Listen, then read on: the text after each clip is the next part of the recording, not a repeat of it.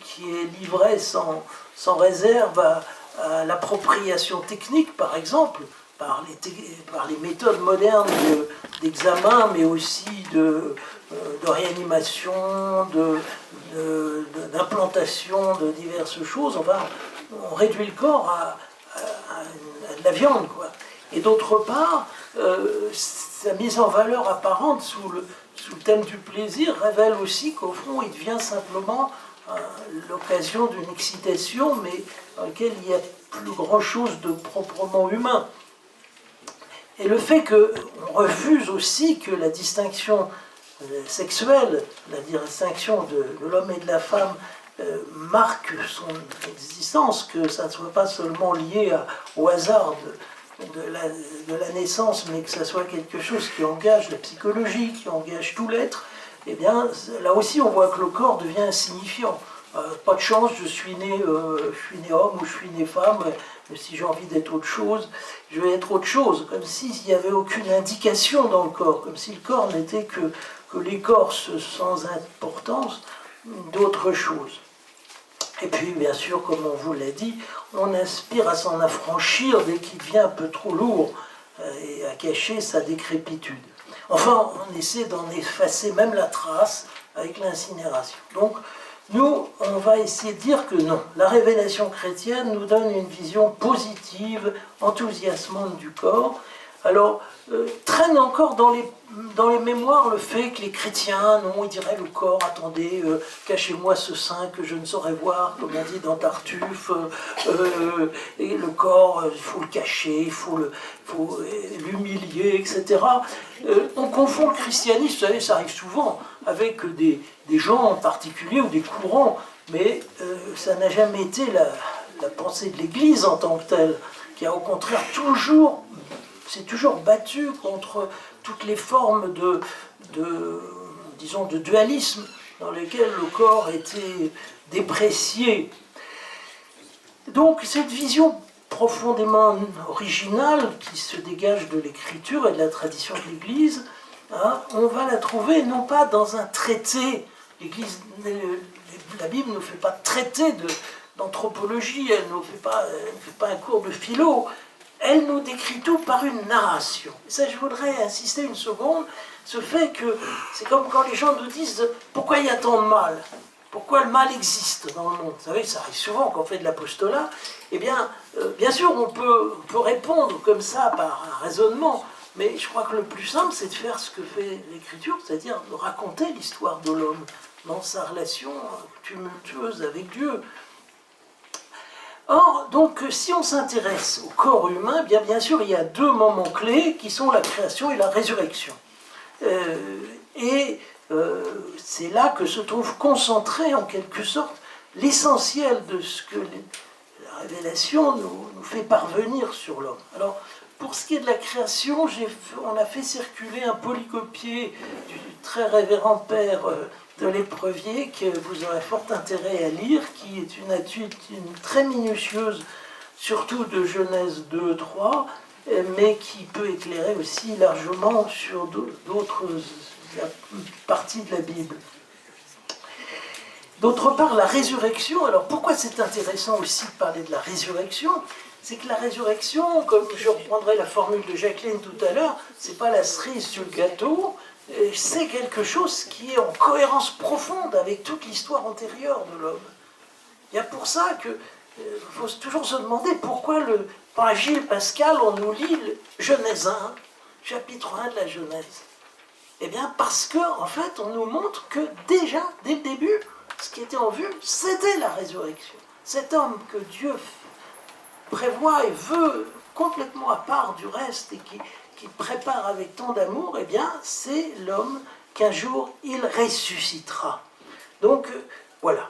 Alors, je fais juste une petite précaution de langage, parce que il n'est pas forcément inutile de rappeler que le Nouveau Testament, je ne parle pas de l'Ancien, là, mais du Nouveau, distingue deux mots, chair et corps. Et que souvent, le mot chair, surtout chez saint Paul, a un sens négatif. Désigne l'homme dans sa fragilité, héritée du péché.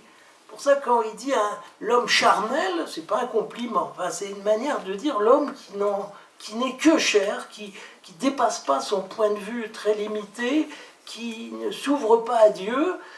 Par contre, corps, un sens très positif chez saint Paul. Il nous dit que Dieu s'est manifesté, enfin, le Christ s'est manifesté corporellement à nous, la plénitude de Dieu habite dans un corps. Et ce corps, eh bien, il peut même être spirituel, c'est-à-dire animé par l'Esprit Saint. Pas un moins-corps, pas un non-corps, mais un corps spirituel. Donc, corps, c'est ce dont nous parlons pendant cette journée, c'est la réalité qui nous constitue dans le monde, qui est notre insertion dans le monde et qui nous met en relation les uns avec les autres. Par contre, chair, c'est cette même réalité, mais envisagée dans ses avatars les moins brillants. Chez Saint Jean, la nuance, on a les deux mêmes mots, mais avec des nuances un tout petit peu différentes, dans la mesure où pour Saint Jean, la chair n'est pas si négative, puisque on va dire que le Verbe s'est fait chair, pas qu'il s'est fait pécheur, évidemment, où Jésus dit « ma chair pour la vie du monde ». Mais malgré tout, il continue à garder un peu la même idée, c'est l'esprit qui vivifie, la chair ne sert de rien. On trouve ça aussi chez Saint Jean. Donc, il faut toujours se méfier.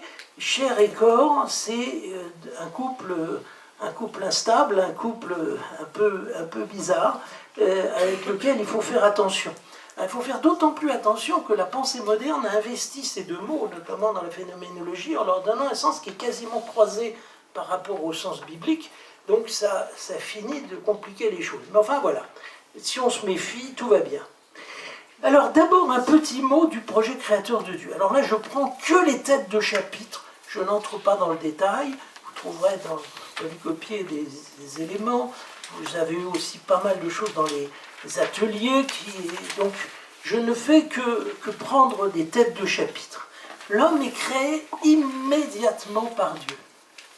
Bien sûr, Dieu passe par un processus physique pour que l'homme soit conçu, qu'il y ait une gestation, qu'il naisse, mais il est directement l'œuvre de Dieu. Le Concile Vatican II dit même que l'homme a été voulu pour lui-même, ce qui n'est pas le fait des animaux, qui ont été voulus dans le processus général de la création comme des étapes, mais qui ne sont, chaque individu animal n'est pas voulu pour lui-même. Parce que chaque personne humaine est voulue pour elle-même. Et elle est indissolublement, et depuis le début, corps et âme. C'est pas qu'on a mis parfois un certain temps à s'en apercevoir. Des gens aussi respectables qu'Origène pensaient que nous étions une âme tombée dans un corps. Voilà. On était près du bon Dieu, puis un jour, un peu de lassitude, un peu de fatigue, un manque d'appétit, et boum, on tombe dans la chair. Alors, malheur, voilà qu'on en prend pour 30 ans, 40 ans, 50 ans ou plus, avant de pouvoir retrouver un peu notre liberté. Alors, ça ne va pas du tout, mais pas du tout. Donc, l'Église a dit non, niet, interdit, Origène, ces bouquins, on va les mettre au pilon, enfin, on a été terrible. Il était mort depuis 500 ans d'ailleurs quand on a fait ça, mais... Et puis d'un autre côté, alors là, plus subtil et plus récent, on s'est dit oui, mais attendez, oui, dans la gestation, dans le fœtus, il y a d'abord des cellules qui se développent, c'est pas encore vraiment humain, et il y a une animation qu'à un certain moment, l'âme vient. Eh bien, nous pouvons dire que c'est pas vrai. Hein, nous savons bien que dès le début, le corps humain est un corps humain. C'est pas un amas de cellules informes qu'un jour... sur lesquels viendrait une organisation postérieure. Donc l'âme et le corps sont créés immédiatement et solidairement par Dieu. Alors le corps humain, comme l'âme, sont à l'image de Dieu. Alors c'est plus audacieux parce qu'on me dit, ben non, attendez, non, n'exagérez pas quand même, le corps n'est pas à l'image de Dieu puisque Dieu est incorporel. Mais il n'est pas non plus une âme, Dieu. Dieu n'est pas une grande âme. Hein, il est au-delà, il est transcendant, il n'est pas plus l'un que l'autre. Hein, et ça, nous avons plus de mal à le penser parce que voyons Dieu dans l'ordre des réalités spirituelles au pluriel. Hein, Comme si c'était un peu la même chose. Alors en petit c'est l'homme, en un peu plus grand c'est l'ange, et puis alors grand modèle c'est Dieu. Mais non, c'est faux, c'est pas ça du tout. Dieu est créateur des êtres visibles et invisibles. Donc quand il décide de laisser sa ressemblance dans l'homme, il met dans son corps une beauté, une capacité de don, et il met dans son âme aussi beaucoup d'autres belles choses, mais le corps aussi est image de Dieu. Pas dire que Dieu a un corps, d'ailleurs pas plus qu'il n'a une âme.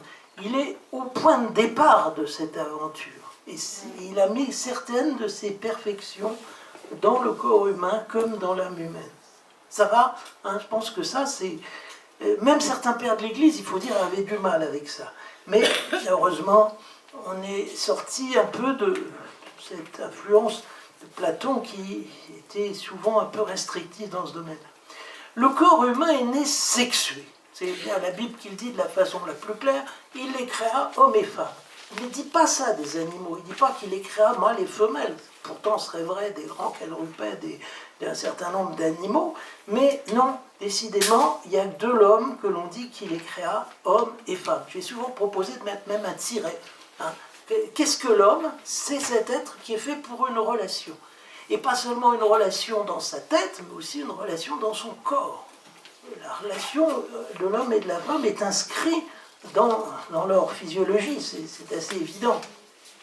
Mais aussi la relation de leur cœur, de leur volonté, de tout leur être. Et donc, cette distinction n'est pas seulement corporelle, elle est aussi psychologique et même spirituelle. Il y a une féminité spirituelle comme il y a une masculinité spirituelle. C'est pour ça que, quelquefois, on peut souhaiter que mettre en valeur les traits également beaux et intéressants alors, bien sûr, les hommes souvent sont en minorité parmi les femmes. C'est pas tout à fait vrai parmi nous d'ailleurs aujourd'hui, mais c'est souvent le cas. Alors on fait croire aux hommes qu'ils n'ont pas de spiritualité, ils sont bons pour aller au café pendant que les femmes vont à l'église. Eh bien c'est pas vrai, nous aussi on a une spiritualité, hein, et qui est très belle aussi, je le dis, donner de la fierté aussi aux mecs de temps en temps. Bon. Alors maintenant, ayant rappelé ça, avouez que c'est de la marche forcée, là j'ai été très rapide, c'est bien.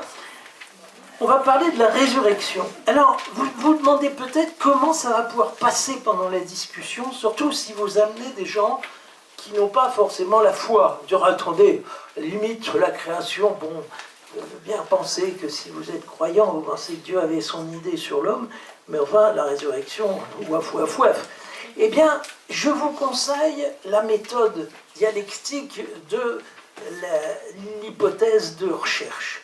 Vous savez, en science, pour avancer, c'est souvent important d'avoir une hypothèse qui n'est pas encore démontrée, mais qui va servir peut-être à regrouper des indices, et moyennant quoi, on va voir que la fécondité de cette hypothèse va dans le sens de découvrir une loi, un principe plus général. Eh bien, je propose de faire la même chose avec la résurrection, c'est-à-dire de se dire que, de penser que le corps humain soit, disons, tendu entre un point de départ et un point d'arrivée, eh bien, ça pourrait peut-être bien éclaircir beaucoup de choses et nous aider à comprendre que nous ne sommes encore que des animaux qui n'ont pas encore trouvé tout notre déploiement. Enfin, on est encore un peu des avortons, quoi. On n'a pas encore développé en nous, et notre corps lui-même n'a pas développé en lui encore toutes ses possibilités. Et que c'est probablement là la raison de beaucoup de nos problèmes. Par exemple, quand on dit l'homme est le roi de la création, par exemple, c'est pas évident du tout. C'est pas parce que notre technique a réussi à polluer la planète qu'on va en déduire que nous sommes les maîtres de la création, quand même, vous êtes d'accord avec moi, hein, on va pas soutenir ça. Donc, qu'est-ce qu'on dit? On dit que l'homme est potentiellement le roi de la création, mais il ne deviendra qu'à la résurrection. Pourquoi Dieu a conduit l'évolution des espèces jusqu'à ce phénomène qu'est l'homme, si c'était simplement pour en faire l'homme qu'on voit aujourd'hui? Enfin, bon, je n'ai rien contre l'aventure humaine telle qu'elle est, mais enfin, que de ratés aussi, que d'échecs, que de recul. Donc si l'homme, c'est que ce qu'on voit aujourd'hui, on ne comprend pas la place si particulière qu'il occupe dans le cosmos. C'est que la résurrection qui l'éclairera. Vous voyez, le méthode de l'hypothèse de recherche. Et puis, on va découvrir, mais ça répond tout à fait à ce que nous disait Jeanne ce matin quand elle citait Sartre, le corps humain, c'est un don. C'est pas une situation de fait. Ah, j'ai un corps, c'est comme ça, il faut faire avec. Non, c'est un don. Donc, s'il y a un don, c'est qu'il y a un projet. S'il y a un projet, c'est qu'il y a un but. Donc, tout ça est lié. Bon.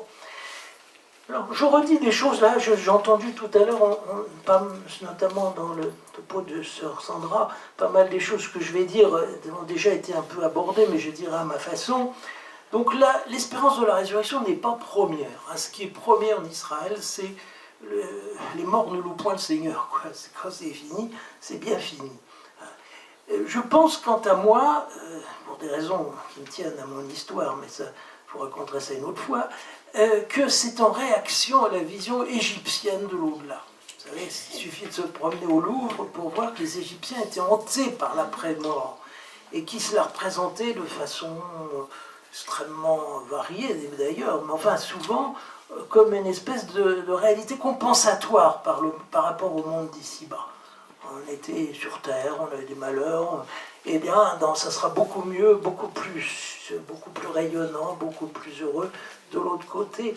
Et que pour assurer cet au-delà, on était prêt à tous les sacrifices. Enfin, une partie de l'économie égyptienne fonctionnait autour des tombeaux pour assurer l'alimentation des défunts, pour faire toutes sortes de choses très compliquées. Alors, on me dirait, qu'est-ce qu'ils en faisaient? Oui, ça c'est une question. Enfin, probablement les vers devaient se régaler.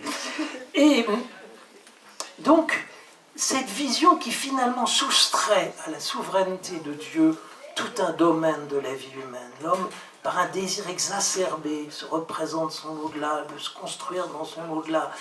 Et regardez comme ça existe, cet instinct est fort. Combien les gens, il faut d'une façon ou d'une autre, ils percent les secrets de l'au-delà, qu'ils sachent si leur grand-père était au ciel ou pas, etc. Et qu'ils imaginent les choses. Moi, je suis très heureux quand j'apprends un tel est auprès du bon Dieu sur un faire-part. Mais ils n'en savent rien. C'est peut-être en enfer, peut-être en train de crier en l'enfer, leur grand-père, j'en sais rien. Je ne souhaite pas du tout d'ailleurs. Hein. Mais pourquoi a-t-on ce désir tellement poussé de vouloir absolument savoir ce que Dieu nous montrera, parce qu'il nous aime, il aime nos défunts, tout ce qui est possible, il le fera, c'est évident. Il n'est pas en train de garder quelques... Et nous, alors on imagine, on dit, ah mais je suis sûr, mon grand-père m'a parlé, il m'a dit qu'il était auprès du bon Dieu, tout ça. Enfin bon, j'en sais rien, mais ça va toujours dans le même sens, et j'entends la phrase grimaçante de Nietzsche, qui parle de ces officines malhonnêtes, comme il dit, dans laquelle on fabrique de l'arrière-monde. Des officines malhonnêtes, il y a des gens qui ne savent pas, eh bien, vont dans le sens de leur désir, de leur attente. Ils voudraient que ça soit comme ça, alors c'est comme ça.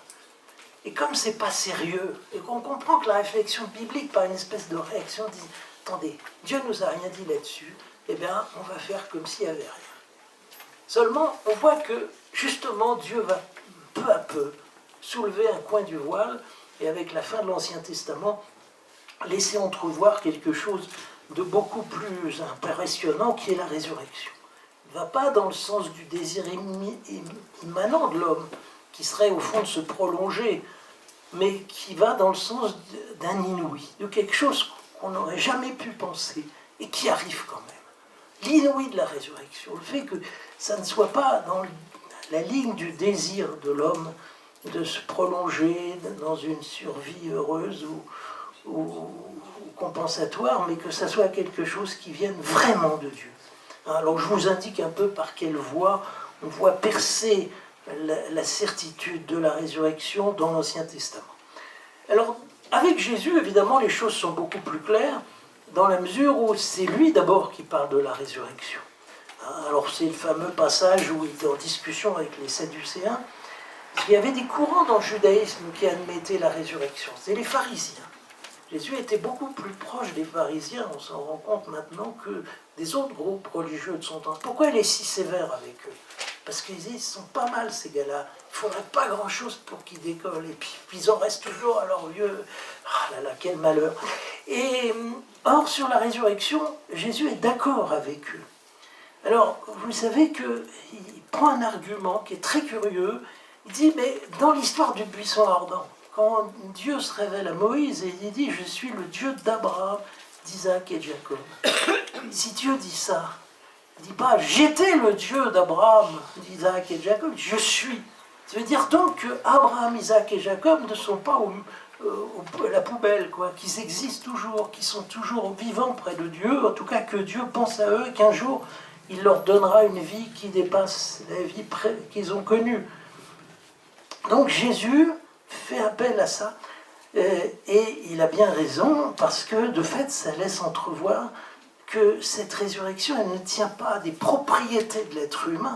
C'est pas parce que le corps humain aurait en lui-même la possibilité de la résurrection, c'est parce que Dieu est capable, s'il le veut, d'achever ce qu'il a commencé. Donc Jésus nous parle de la résurrection des justes, même des injustes, enfin c'est charmant, on peut ressusciter pour l'enfer éternel. Et il le présente comme un surgissement, résurrection.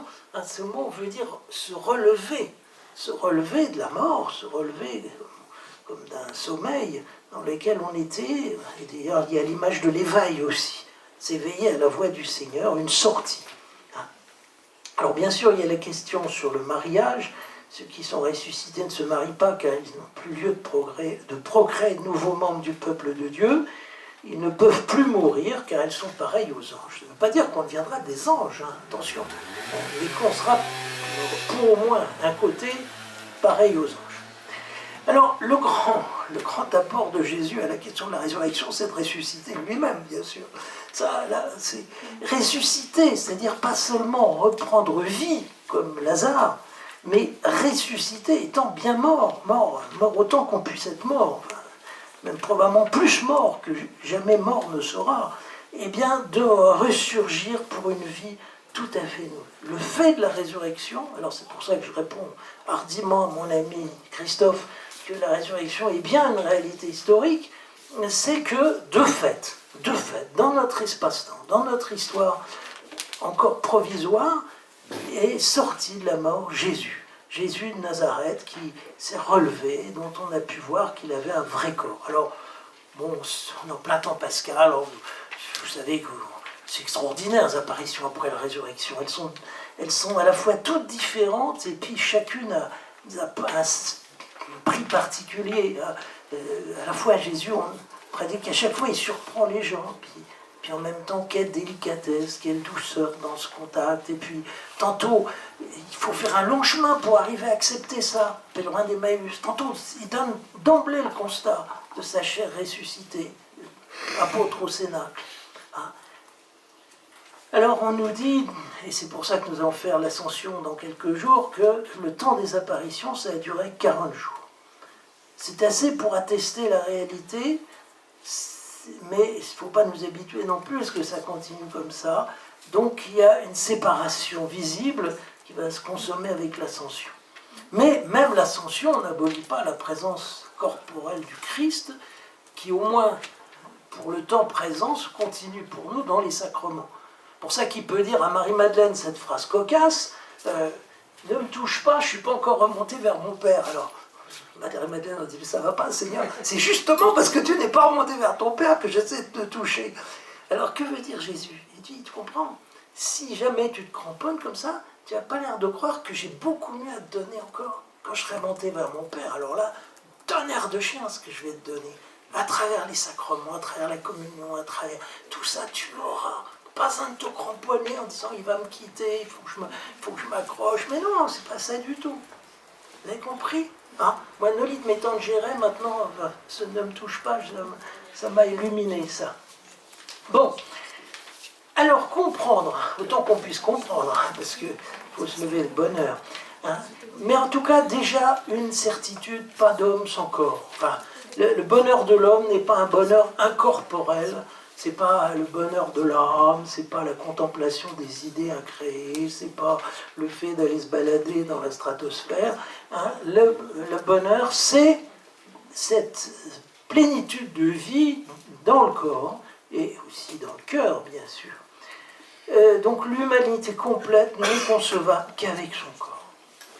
Alors ça ne veut pas dire, on renvoie à ce qu'on a dit tout à l'heure, qu'il n'y a pas un stade intermédiaire pour les morts qui ne sont pas Jésus, dans lesquels il y a une survie provisoire de l'âme qui explique le jugement particulier, le paradis, le ciel et le purgatoire. Revoir vos classiques sur le sujet. Alors, quel corps? Quel corps? C'est bien là la question. Les indications de l'écriture sont très sobres, c'est le moins qu'on puisse dire. Pas de physique ni de biologie des corps glorieux. On voit que Jésus n'a pas peur de dire « Touchez-moi et voyez, car un esprit n'a ni chair ni os, comme vous voyez que j'en ai. » Donc il a de la chair et des os. Chair, attention, pas au sens de saint Paul, mais enfin il y a quelque chose, quoi. Quand on touche son côté, c'est pas, on ne s'enfonce pas dans un nuage. Hein. Et même, il y a une possibilité de se nourrir. Pas dire qu'il a forcément faim à des heures fixes et qu'il a besoin de manger son McDo de temps en temps, non. Mais ça veut dire qu'il peut manger, quoi. C'est que le repas ayant cette vocation que j'expliciterai tout à l'heure à la proximité. C'est pas manger pour manger, c'est manger pour manger des amis. C'est un acte social, le repas. C'est pas seulement se sustenter. Alors, bien sûr, beaucoup de gens, et si vous saviez comment on a pu le dire dans les années passées, vous expliquent, comprenez, c'est pas biologique, c'est pas matériel, alors, c'est tellement compliqué. Je connaissais un prêtre, excusez-moi, c'est un peu vulgaire comme phrase, un prêtre qui disait, mais les gens qui nous expliquent que le corps glorieux, c'est quelque chose de tellement compliqué, il ferait mieux de voir que pour un Hébreu, pour un homme au moins, de vivre, c'est pouvoir pisser contre un mur. Ah, parce que c'est comme ça qu'on dit dans le deuxième livre de Samuel, eh bien, si Jésus ressuscite, ça sera un miracle encore beaucoup plus invraisemblable d'imaginer que ça soit une idée aussi compliquée que ça. La réalité est plus simple. Il est ressuscité avec un corps, vous m'entendez, hein, tel que la Sainte Vierge l'avait soigné, nourri, habillé, etc. Mais bien sûr avec des propriétés nouvelles. Il a plus, mais il n'a pas moins. Hein.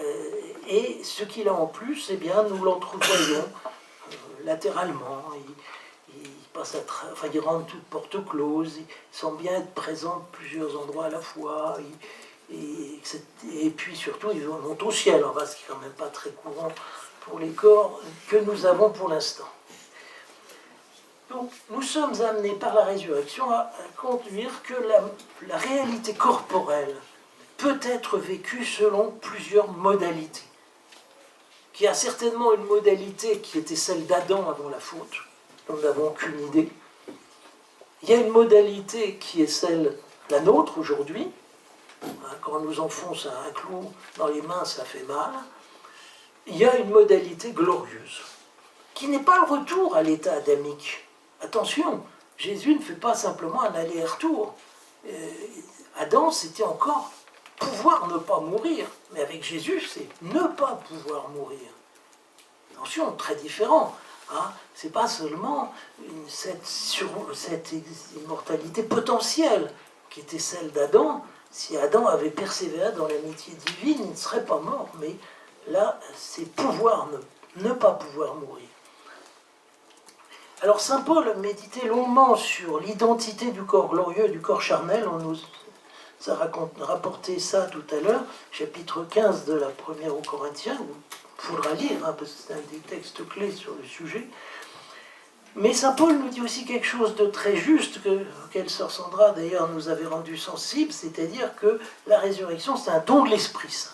L'Esprit Saint, nous dit saint Paul, qui habite déjà nos cœurs par la grâce, eh bien un jour il surabondera sur notre corps. Si vous voulez, c'est comme, vous n'avez pas connu ça dans le temps, les bouteilles d'eau de Saint-Yor, Vichy-Saint-Yor, ça représentait une fontaine qui déborde sur une autre vasque. Enfin, il y a une vasque en haut, puis ça déborde, et puis ça descend comme ça, toujours un peu plus bas. C'est en quelque sorte, quand l'âme humaine sera totalement divinisée, elle débordera sur le corps. Moi, je pense que la résurrection, c'est un peu un phénomène psychosomatique, mais bon, peut-être qu'on me contredirait sur cette question. Alors maintenant, si vous me le voulez bien, je voudrais m'étendre davantage sur un sujet que nous n'avons pas traité, ou très peu traité jusqu'à présent, qui est celui des conséquences pour notre usage présent